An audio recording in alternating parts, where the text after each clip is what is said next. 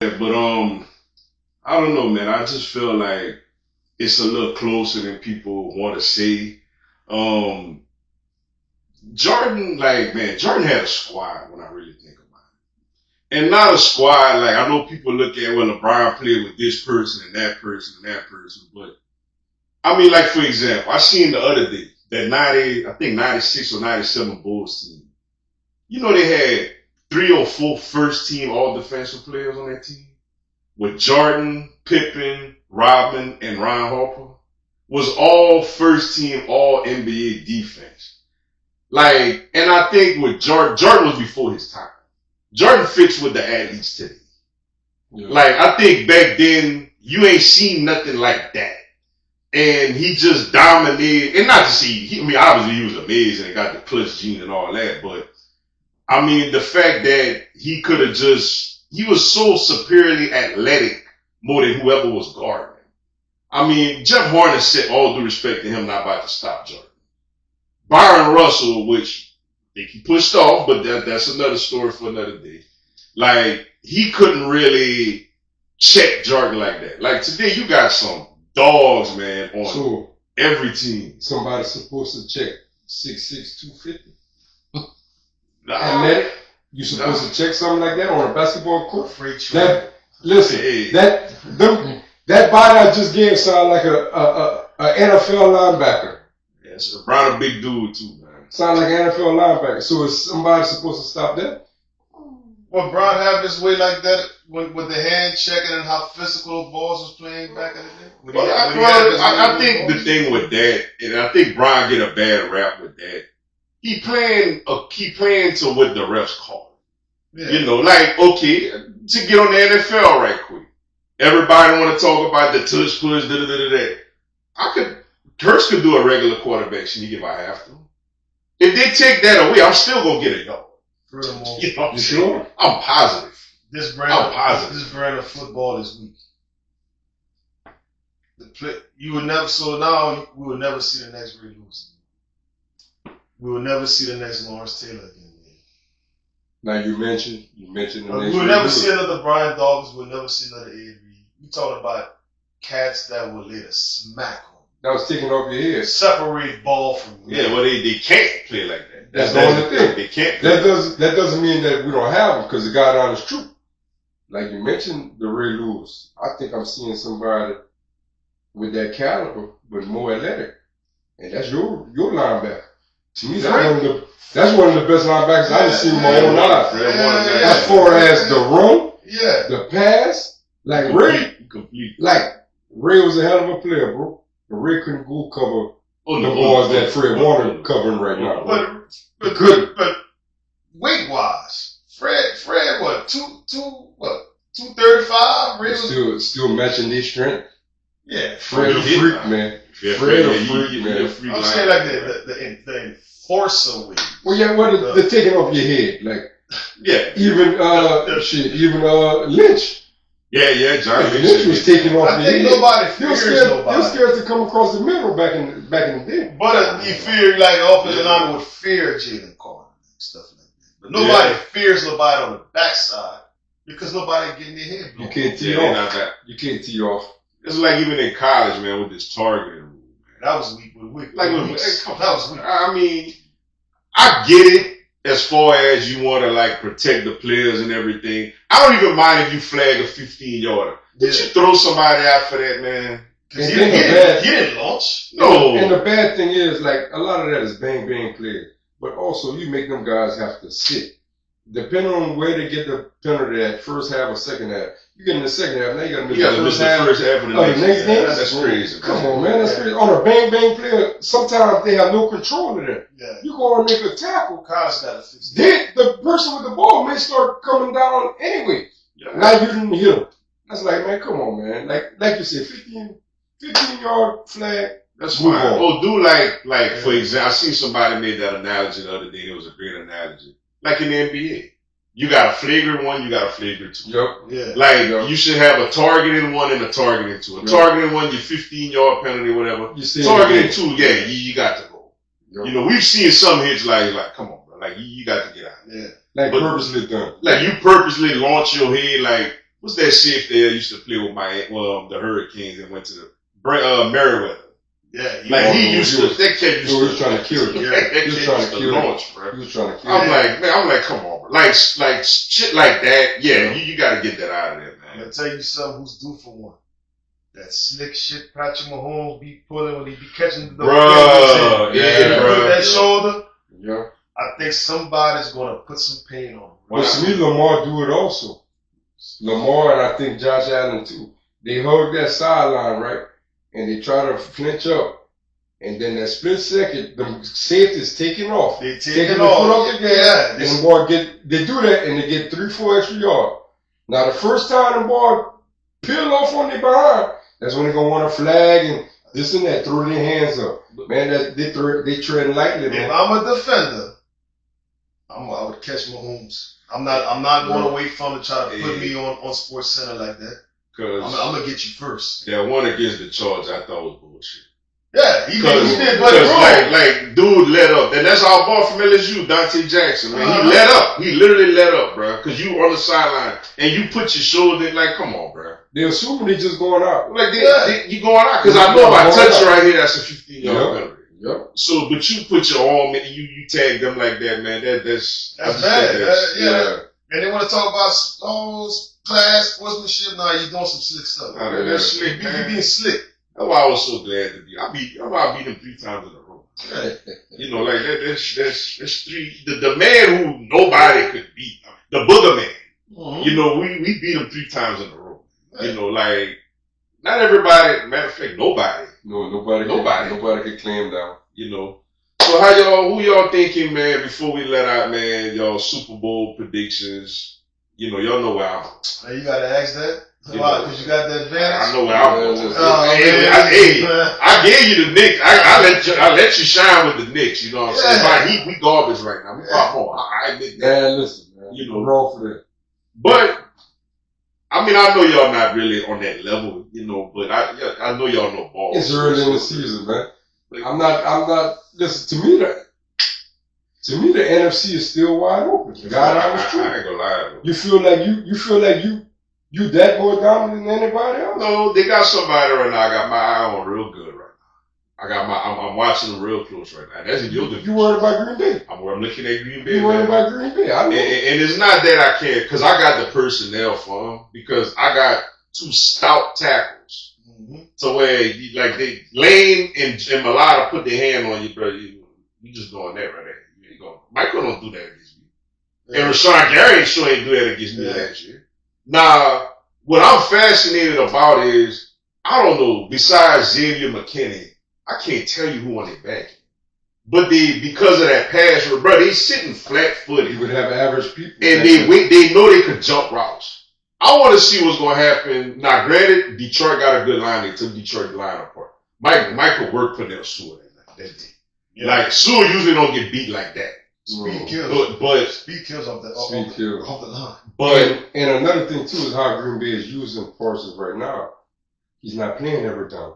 Yeah. So every time he's in the game on a pass play, he could run 100 miles per hour. But that is scary. His speed is so scary. When the offensive line is trying to jump out, he can easily hit the brakes and come in. Yep. That's like he calls Sewell on vice versa. Yep. His speed puts so much pressure and fear on these guys. They don't know what to do with him. It become a chess match. Best thing you can do. Coming at you. You better check him. And that's what I said. You have to start using the tight end or running back. Yeah. You have to. That's how you slow him down. That's how you slow him down. Or you run it, or a couple of plays, they ran it at him. On potential pass play, they still ran it clean, pass right by him. Yeah, you know, a lot of what we used to do with Parsons in Dallas, which is sound crazy, but it worked. We would even block him. Yeah. We would read option off of him. Yeah. We would just, come on. Show me who you want to get. Show me. You're going after the running back, Jalen going around the edge. You're going after Jalen, Saquon going for 15. Yeah. We wouldn't even block him. And he would get hella frustrated playing against us. Yeah. Now, the thing with them, man, him and Rashawn Gary on each side is scary. Yeah. They got some good linebackers, too. Quay Walker and Adrian Cooper. Yeah, I just found out the other day he's from Cumberland, Louisiana. I didn't even know that. No, me either. Adrian Cooper, that linebacker from Louisiana. QB that went to Texas A&M. But Xavier McKinney is nice. We wanted him. But man, that's Bama. Yeah. You know, when Nick was there. We got it. It doesn't matter. No, it matters. We don't say, well, this LSU guy when Saban had him. This LSU guy with lesson. But LSU went with anybody. You ain't winning with Brian Kelly. Oh, I'm winning this year. Stop it. That's when I go to Tuscaloosa. You know, I visited Tuscaloosa this year. Yeah, you went? I went for work out there, and I went to see the stadium and the. You took some beautiful pictures. I took some pictures, but I'm looking around and I'm saying, "But it's sure a damn dump over here." Like, this all the hype, like that sounds good. You know, it's nothing. You played there. Like, what's special about that place? You know that honestly, that's Cypress Island with a university in the middle of it. Hey, man, listen, man. We love LSU. Y'all love LSU because of the culture, the music, the dancing, this and that. Yeah. That's our home area, so we're accustomed to what that is. Yeah. So of course you're gonna gravitate to that. Well, I'm sure if I went to Miami, you know what I'm saying, if I went to Oregon with the colors and other places, you know, I would have. Man, Oregon not live like that. Yeah. I don't know. Oregon not live like that. It looks festive. It seems festive. Yeah. I got about 20 different jerseys. That's what it is. It's eye catching. It's eye catching. It's eye catching. You know, Florida State, you know, just anywhere. But over there, it's like, I mean, this is all the hype. This, you know, that go to show you how great. That go to show you how great Nick is, man. Nick, let me tell you. Look what I'm learning too, man. Honestly, as I'm getting older, I look at three situations. I look at Nick Saban. I look at Bill Belichick. I look at Tom Brady. Nick Saban and Tom Brady are genius, great winners. Yeah. Bill Belichick is not what we think he is. He got nah, man. Like you can't compare them to NFL and college. But even in the NFL when Brady left. But I'm saying even with Saban. We talk about how great Saban is in college. Was Saban that in the NFL? But this is what I'm gonna say about Saban. Saban wanted too much control. Saban, that's two different spectrum. That's two different spectrum, man. Like, I think Saban wise enough to know when this ain't gonna work for him. Like when he was with the Dolphins, he realized, you know what, this ain't gonna work. The NIL and transfer portal, he know this not gonna work. Yeah. Bro, I never forget. Alabama played Vanderbilt. I forgot what year it was. Jalen was still there. Mm-hmm. And Alabama beat them by like 59. Yeah. In the fourth quarter, bro, when they got all the backup scrubs in, you got Tua throwing touchdowns to Devontae Smith. You know how he used to could have just stacked talent after talent after talent? Mm-hmm. Like you got 4 and 5 stars just waiting their turn.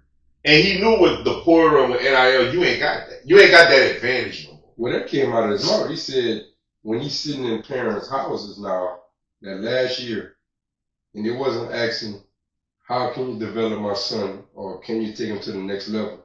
The question was, how much money can you offer my son? You blame him?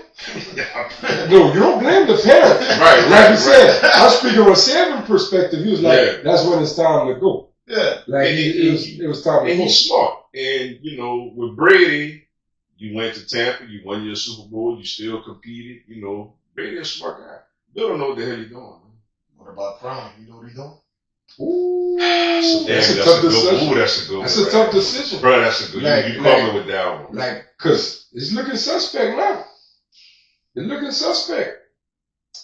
You had, that's a good one. You had some next level talent with his son and Travis Hunter. That was next level talent. Jimmy Horn Jr.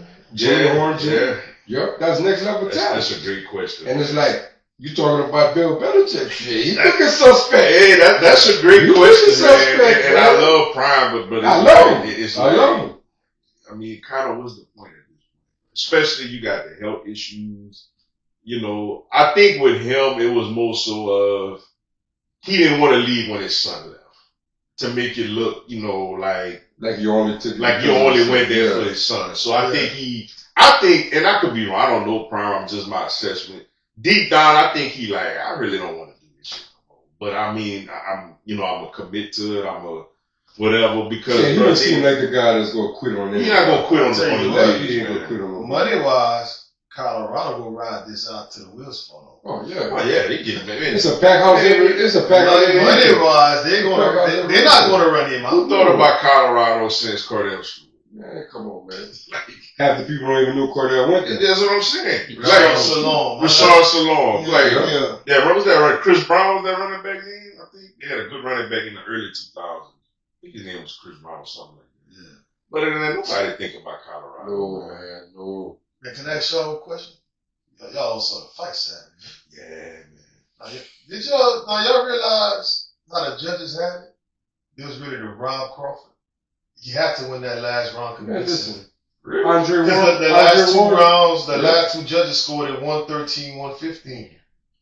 I watched an interview with Andre Ward today to talk about like he had to win the 12th round. It's like that is crazy. It's crazy. This dude dominated from start to finish. He dominated. Like it was a masterpiece. What he exactly.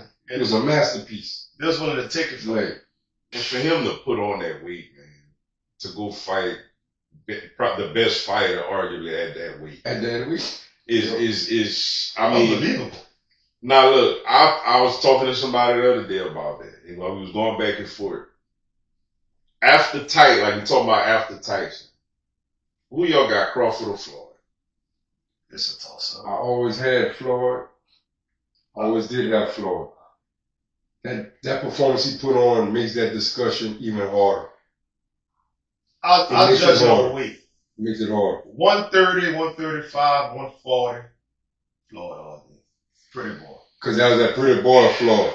147, 154, 168, whatever. Yeah, it's a different animal at that weight. You know. And even he said like he comfortable at that weight. He said he looked comfortable. He looked comfortable. Man. He carried it well. Out the gate, Floyd was a better fighter out the gate. But on the back end, well, we don't know how good Floyd really could have been if it wasn't for his hands. Yeah, he had to change his whole style. That's when he started doing all the shoulder rolling and the blocking and all of that. Now that's one fighter that he redeveloped and changed his whole way of fighting, and was still an all-time great no matter what he did. Yeah. So I gotta give him his flowers for that too. You have to. Man. I love them both. I was so impressed with Crawford Saturday, man. I'm willing to go there, man.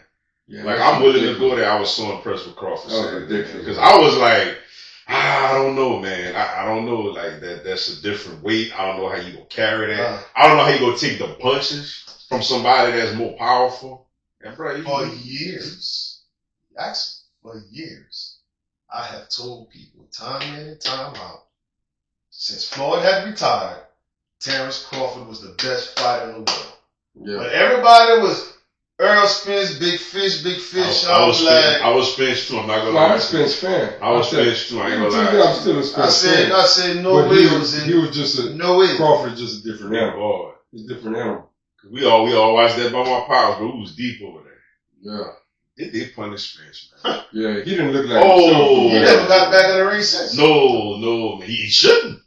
He just looked like himself, man. Now he had that wreck and all that other stuff, man. He came back and won fights. He won title fights after that. Yeah. He beat Dugas, who beat Pacquiao. He did. He beat Danny Garcia. He beat a couple of cats. Just the look in his eyes, even when he was coming out, he just seemed off, man. The more and more I keep looking at that fight, he just seemed like, I don't know, like something was just different with him. If Canelo said, holy shit. No, what you think Spence said in that ring? He still lost. That at the beginning, like they fight it. No matter how many times they fight, he's still gonna lose that fight. Crawford is that much better than all them guys. Like he's that much better than all them guys. But he just look like himself. He peppered him, man. I mean, Spence, I was just like, oh my God, bro. Like I couldn't believe he was getting whipped the way he was getting whipped, man. No, man. And after that, I gained. I mean, I knew about Bud and everything, but after that, I'm like, yeah, he nice. Huh. Like, yeah, he nice, bro. Because I mean, that was belt to ass, man. Yeah. That was some Eagles Chief stuff right there. And the fight with Canelo, me and him always said, as long as he would stick to boxing, yeah, and not get away from the game plan and start brawling with Canelo, he would have schooled him. But I love he took it on the back end of the fight. And he started. And I respected that. And when he did it, when Canelo touched him and he realized, man, he ain't hard as I thought. Yeah. Man, that boy started smiling. He licked his lips. I'm like, oh no, that boy dangerous, man. Mm-hmm. And I forgot what round it was. He went in the corner and his team was like, man, just keep boxing. Keep boxing. Keep boxing. Like, just keep boxing. Right. Like, he can't box with you. Yeah, in the words of Bubba Dub, like Bubba Dub said, anybody that come to the fight and don't get their braids done, that's a dangerous dude. That's a dangerous dude. Yeah. That's a dangerous dude, man. Oh, yeah, man. But look, fellas, man, I'm going to wrap it up, man. I want to thank y'all for coming, man. It was a blast. Anytime, man. But appreciate everybody checking out the Mr. Dugas podcast. Until next time, y'all have a good one.